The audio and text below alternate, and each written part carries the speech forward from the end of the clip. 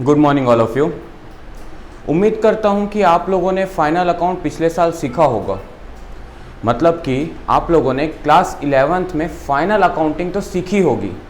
अगर नहीं भी सीखी है तो ये वीडियो आप लोगों को बड़े आराम से आज देखना है, तो बेसिक्स क्लियर हो जाएगा कि हम क्या और कैसे बनाने वाले हैं।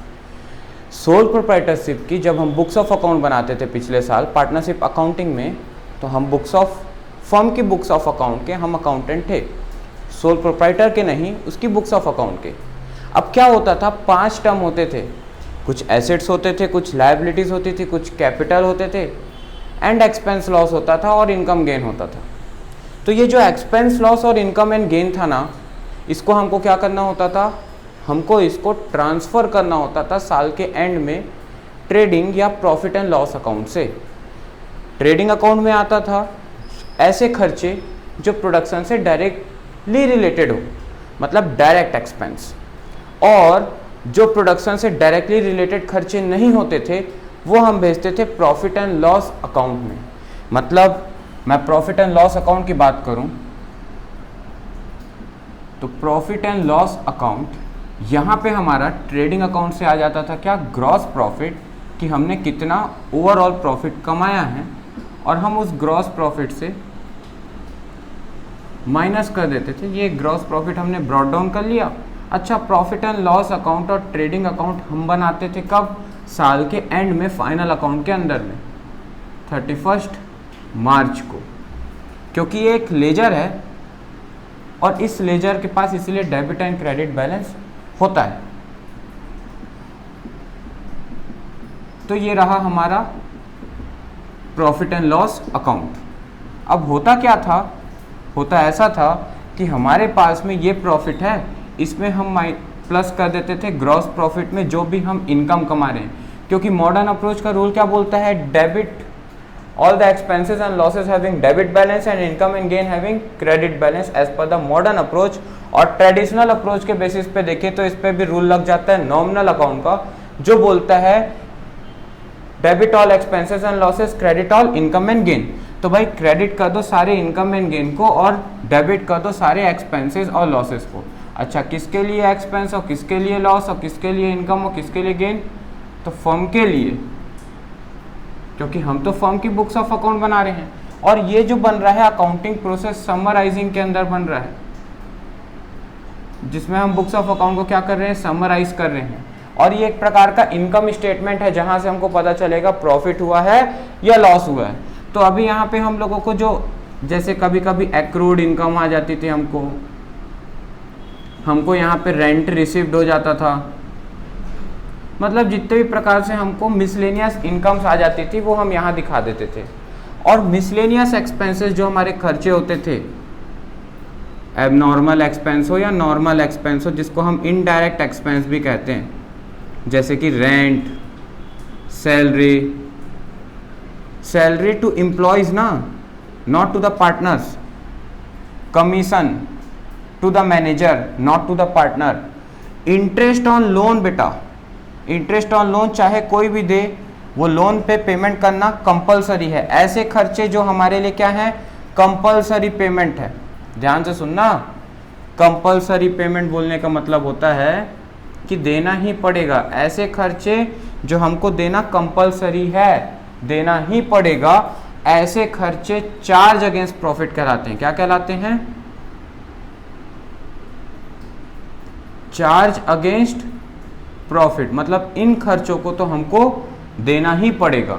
अब यहां से हम ग्रॉस प्रॉफिट को टोटल कर लेते हैं और अपने चार्ज अगेंस्ट प्रॉफिट के खर्चों को, मतलब ये चारों खर्चों को प्लस करके माइनस कर देते हैं इस टोटल बैलेंस से। ये टोटल बैलेंस हमने यहां से लिखा था, तो हमारा आ जाता है क्या, नेट प्रॉफिट। क्या आ जाता है, नेट प्रॉफिट बैलेंसिंग फिगर। लेकिन यहाँ पे हम नेट प्रॉफिट ना लिख के अब इस पैसे को हम ट्रांसफर कर रहे हैं हमारे अकाउंटिंग फंडामेंटल में एक नए अकाउंट में, क्योंकि यहाँ तो खर्चा आया है चार्ज वाला, पर हम जब अभी देखेंगे तो वहाँ पे एक खर्चा दिखेगा एप्रोप्रिएशन वाला। एप्रोप्रिएशन का मतलब होता है बेस्ड अपॉन प्रॉफिट, मतलब अगर प्रॉफिट हुआ तभी ये खर्चे मान्य हैं, नहीं तो ये खर्चे क्या हो जाएंगे, अमान्य।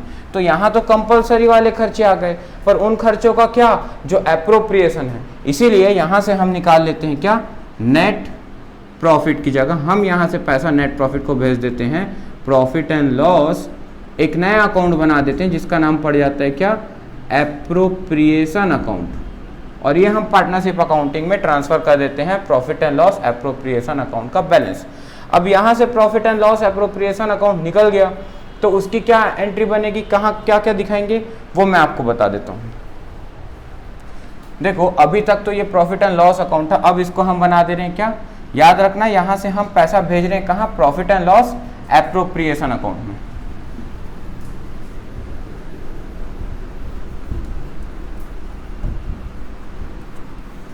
तो ये मैंने यहाँ पे profit and loss appropriation account बना दिया।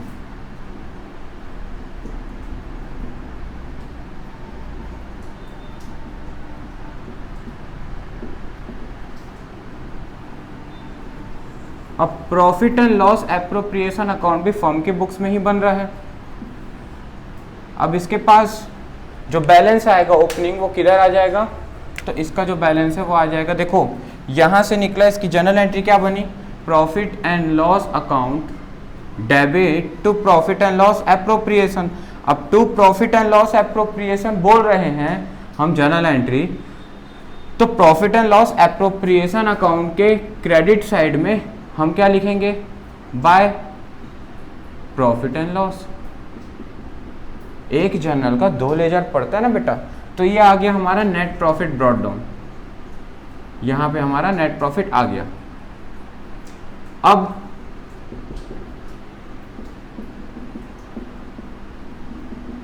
मैं सारी बातें लिख देता हूँ, डेबिट, अच्छा यहाँ डेट वेट का कॉलम हमको बनाना नहीं पड़ता है, रीज़न अब वो बोलता है क्लास 12 में अब आप पहुँच गए, कॉन्सेप्चुअल चीज़ों पे ज़्यादा फोकस करें, डेट का कॉलम और जनरल फोलियो का कॉलम बनाने की ज़रूरत नहीं है, आप सिर्फ पर्टिकुलर अमाउंट डेबिट क्रेडिट लिखिए, रुपीज़ का सिंबल लगाइए एंड अपनी एंट्रीज पोस्ट करना शुरू कीजिए, कॉन्सेप्ट पे फोकस कीजिए।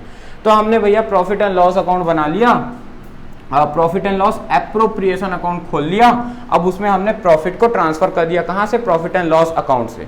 अच्छा अगर लॉस होता तो कहाँ आता, प्रॉफिट एंड लॉस अकाउंट के इस साइड आता, तो वहाँ हम क्या लिखते, by profit and loss appropriation account लिखते, तो उसकी जनरल एंट्री क्या बनती, profit and loss appropriation account, by मतलब डेबिट, तो profit and loss appropriation account debit to profit and loss account, तो profit and loss appropriation account के debit side में हम क्या लिखते, to profit and loss account, और ये क्या रहता, net loss, being net loss transferred from profit and loss account, ये एंट्री बनती।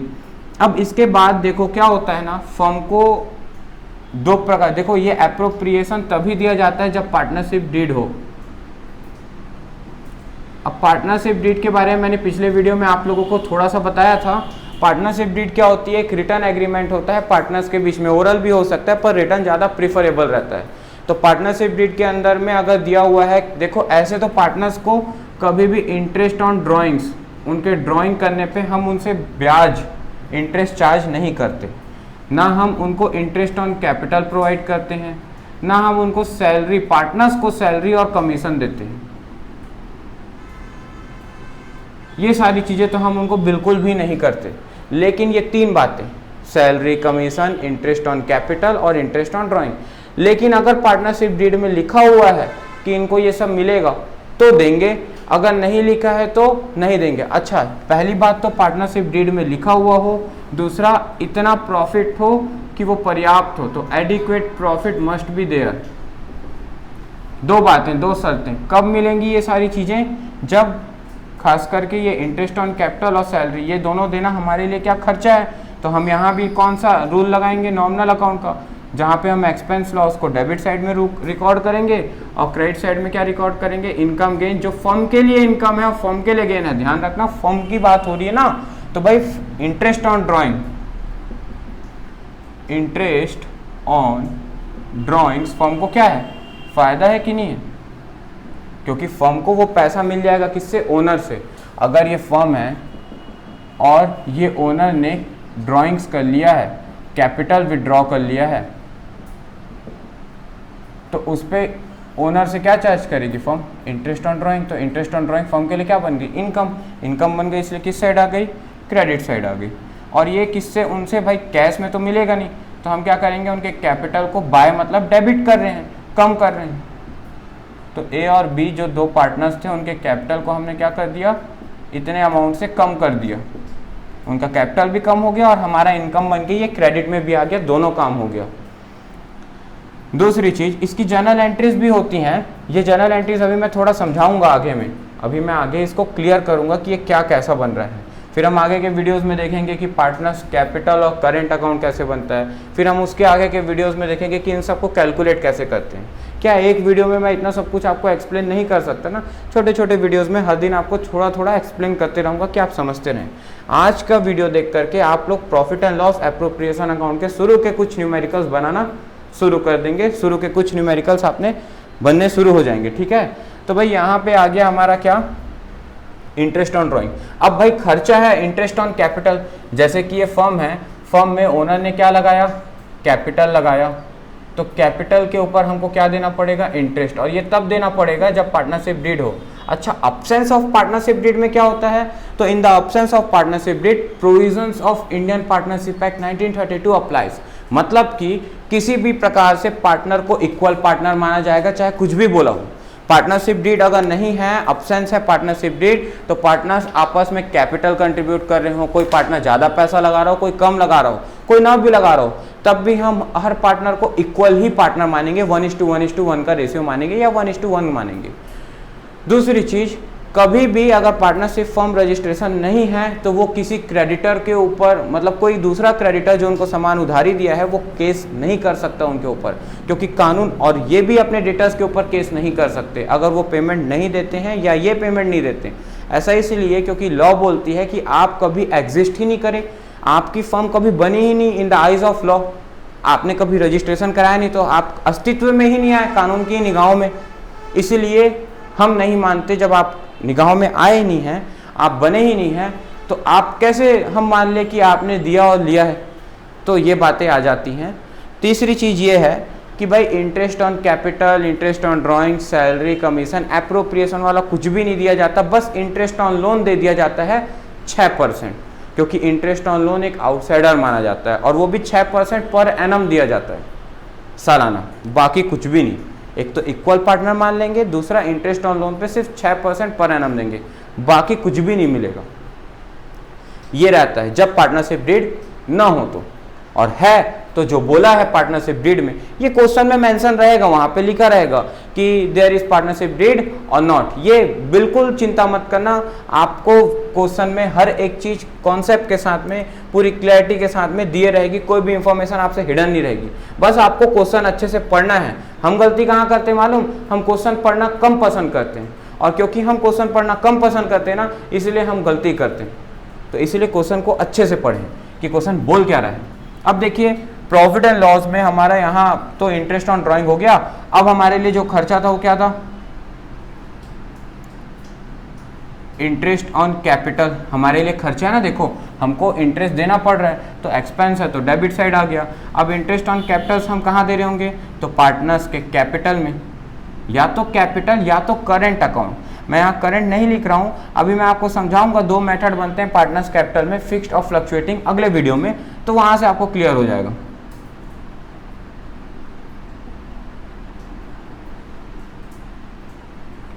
अब ये दे दिया पार्टनर्स को सैलरी और कमीशन, ये अलग अलग रहता, मैं एक साथ ही लिख दे रहा हूँ, ए कैपिटल में और बी कैपिटल में। ये सब हम निकालना सीखेंगे बेटा अलग से। अब अगर किसी प्रकार का हम रिजर्व बनाते हैं, तो वो रिजर्व, कई बार क्या होता है, हमको रिजर्व दो प्रकार से बनाने बोलता है। कई बार तो ठीक है, बोल देता है कि भाई आप 10% रिजर्व बना लीजिए, तो हम इस प्रॉफिट का बना लेते हैं 10% रिजर्व। लेकिन कई बार बोल देता है डिस्ट्रीब्यूटेबल प्रॉफिट या डिविजिबल प्रॉफिट। ध्यान देना शब्द क्या बोल रहा हूं मैं।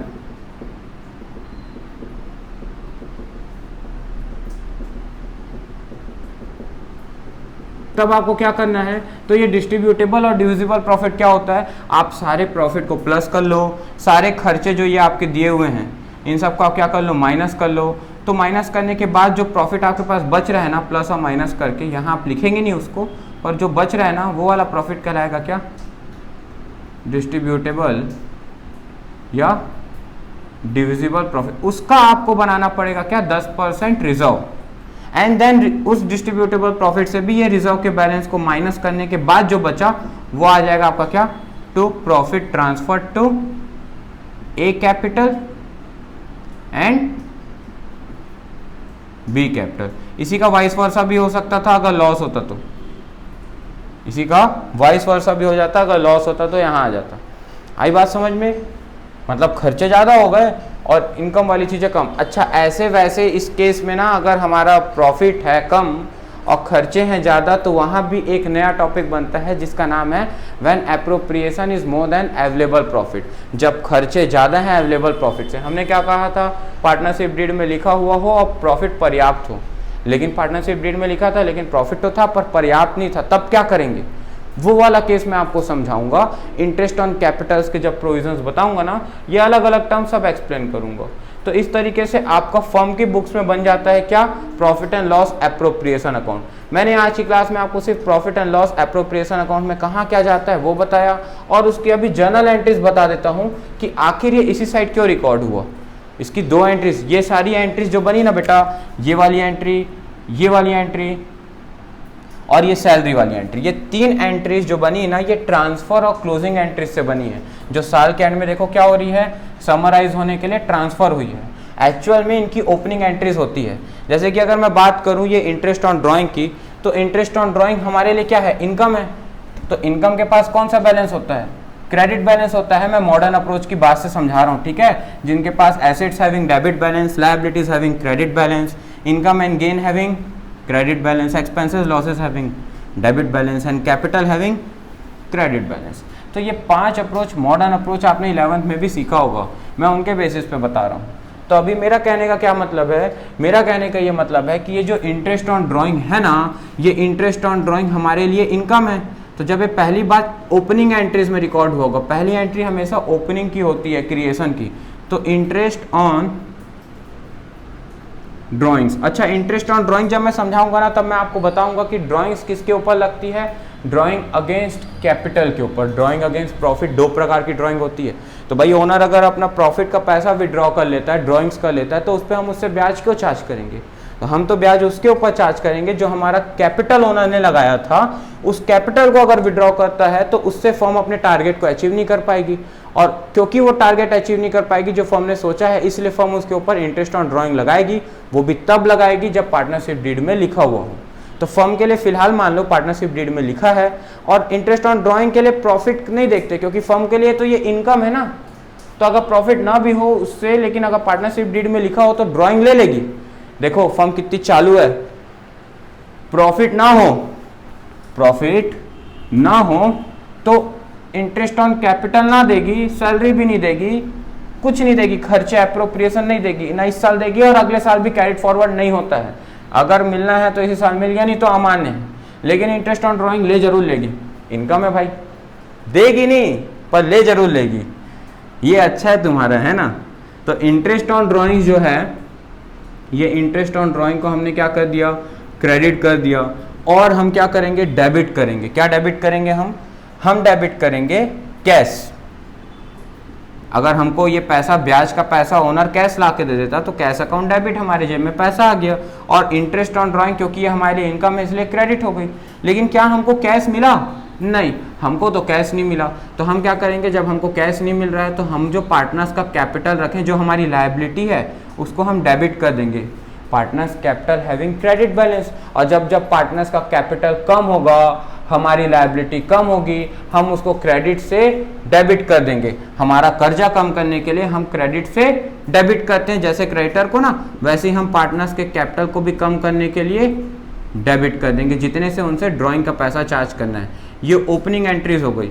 दूसरी एंट्री क्या बन जाती, दूसरी एंट्री बन जाती ये जो इंटरेस्ट ऑन ड्राइंग है। अब इसको साल, क्योंकि ये एक इनकम है और इनकम हैविंग कौन सा बैलेंस, क्रेडिट। तो साल के एंड में, मैंने अभी थोड़ी देर पहले ही कहा था वीडियो के आगे में कि एक्सपेंस लॉस और इनकम गेन को हमको साल के एंड में क्या करना रहता है, क्लोजिंग और ट्रांसफर करना रहता है। कहाँ पे, समराइजिंग के समय पे इनकम स्टेटमेंट में, ताकि ग्रॉस या नेट प्रॉफिट निकल सके, परफॉर्मेंस पता चल सके फर्म की। तो अब भाई ये इनकम है तो इसको साल के एंड में हमको क्या करना पड़ेगा,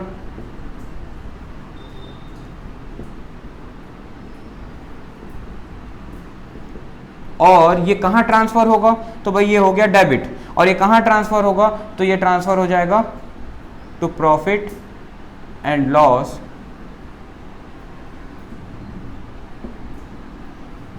एप्रोप्रिएशन अकाउंट में। और इसी एंट्री के चलते profit and loss appropriation account के क्रेडिट साइड में टू हुआ है, मतलब क्रेडिट साइड में हम क्या लिखेंगे, बाय इंटरेस्ट ऑन ड्राइंग। देखो हमने लिखा है कि नहीं, profit and loss appropriation account के क्रेडिट साइड में लेजर पोस्टिंग में बाय इंटरेस्ट ऑन ड्राइंग, बिल्कुल लिखा है। अब यदि मैं इन दोनों की कंबाइन एंट्री बना देता तो वो कंबाइन एंट्री क्या बन जाती, देखिए यहाँ पे इंटरेस्ट ऑन ड्राइंग क्या है, डेबिट है, मैं काट देता हूँ। यहाँ पे इंटरेस्ट ऑन ड्राइंग क्या है, क्रेडिट है, मैं काट देता हूँ। तो जरा जर्नल एंट्री देखो क्या बची, यहाँ से बचा ए और बी कैपिटल डेबिट,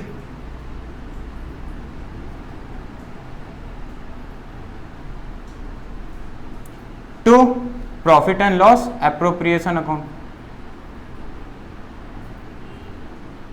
कहने का मतलब इसीलिए तो हमने profit and loss appropriation account में ये कंबाइन एंट्री के चलते यहाँ पे इंटरेस्ट तो लिखा ही लिखा और ए और बी कैपिटल को भी डेबिट कर दिया। देखो profit and loss appropriation account के क्रेडिट साइड में by A capital by B capital for interest on drawing.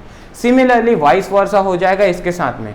अब मैं इसको लिख नहीं रहा हूँ, आपको ऐसे ही समझा दे रहा हूँ। इंटरेस्ट ऑन कैपिटल और सैलरी और कमीशन हमारे लिए क्या है, एक्सपेंस है, तो वो क्या हुआ होगा, salary commission interest on capital opening entry में खर्चा है तो डेबिट, और ये पैसा किसको चला गया होगा, ए और बी के कैपिटल में क्रेडिट हो गया होगा, हमारी लायबिलिटी बढ़ गई क्योंकि हम कैश में तो दे नहीं रहे हैं। तो यदि अगर हमारा खर्चा हम कैश में नहीं देते हैं तो हमारा खर्चा कर्जा बन जाता है। If our expenses are not paid in cash then such expense become outstanding current liabilities.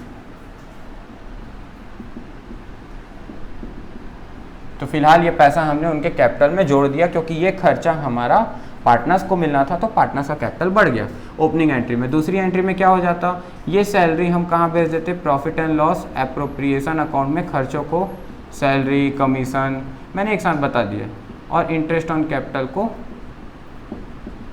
Credit कर देते। तो जनरल एंट्री क्या बन गई, profit and loss appropriation account के डेबिट साइड में हमने क्या भेज दिया, टू सैलरी कमीशन या इंटरेस्ट ऑन कैपिटल। अगर यहाँ भी कंबाइन करता तो वैसा ही बनता, सॉरी ये कैंसिल होता, यहाँ से ये कैंसिल हो गया, यहाँ से ये, तो क्या बचता, profit and loss appropriation account debit to A to B. तो profit and loss appropriation to A to B, to A to B, ये बन गया आपका कॉन्सेप्ट। उसके बाद तो प्रॉफिट एंड लॉस ही निकालना था, डिविजिबल प्रॉफिट करके रिजर्व अगर दिया है तो ये तो आपका आज का फॉर्मेट था। और क्यों ये एंट्रीज क्रेडिट, बहुत सारे टीचर्स आपको ये नहीं बताएंगे कि क्यों profit and loss appropriation account में इंटरेस्ट ऑन ड्राइंग जो है वो क्रेडिट में ही आता है। आपको बस बता देंगे ये इधर आता है, ये इधर आता है क्योंकि इनकम है गेन है। ये नहीं बताएंगे कि ट्रांसफर एंट्रीज भी होती हैं, ओपनिंग एंट्रीज भी होती हैं। उसको इस तरीके से पोस्टिंग किया गया, रिकॉर्डिंग से लेके समराइजिंग तक रिलेट करके मैं आपको यहाँ पे बताया हूँ। अगर आपको ये समझ में आया कि क्या क्या एंट्रीज बनी थी और क्या कॉन्सेप्ट था तो प्लीज़ वीडियो को लाइक शेयर एंड सब्सक्राइब जरूर करें। आज मैंने आपके लिए profit and loss appropriation account का वीडियो लाया, कल मैं आपके लिए पार्टनर्स कैपिटल का लेजर बनाना सिखाऊंगा। परसों की क्लास से मैं आप लोगों को शुरू कर दूंगा interest on capital, interest on drawing, partner salary commission बताना। फिर उसके अगले क्लास में हम पास्ट एडजस्टमेंट देखेंगे एंड देन हम देखेंगे गारंटी ऑफ प्रॉफिट, जिसके न्यूमेरिकल्स करना भी हम शुरू कर देंगे। थोड़ा सा कॉन्सेप्ट बन जाए फिर हम न्यूमेरिकल्स भी साथ में इसके लाते रहेंगे। और ये सब कुछ सीरीज में चल रहा है। अभी हम अकाउंटिंग फंडामेंटल देख रहे हैं, इसके बाद हम देखेंगे गुडविल चैप्टर, फिर हम देखेंगे क्या, admission of the partner, then retirement, death and dissolution. इस तरीके से हमारा वॉल्यूम 1 कंप्लीट हो जाएगा। तो हम कॉन्सेप्ट समझते हुए, न्यूमेरिकल्स करते हुए हर दिन एक एक वीडियोस आपके लिए लाते रहेंगे। टारगेट हमारा वही है, अक्टूबर तक हमारा सिलेबस कंप्लीट करने का है। वीडियो सब हम कंप्लीट कर दें सॉल्व करके, ताकि हम नवंबर दिसंबर से प्रैक्टिस क्वेश्चन सॉल्व करना शुरू करें, जो प्रैक्टिस क्वेश्चंस मैं आपके लिए लाते रहूँगा। Thank you.